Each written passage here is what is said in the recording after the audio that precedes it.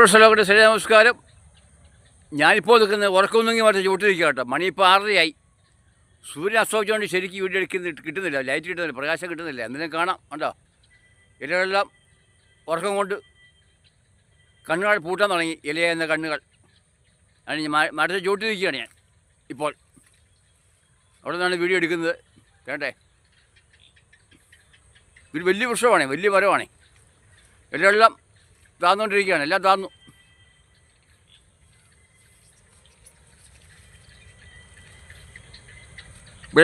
ഇവിടെയായിട്ട് ഞാൻ വാഴ വെച്ചിട്ടുണ്ട്, ഇതിന് ചുവട്ടിലല്ല.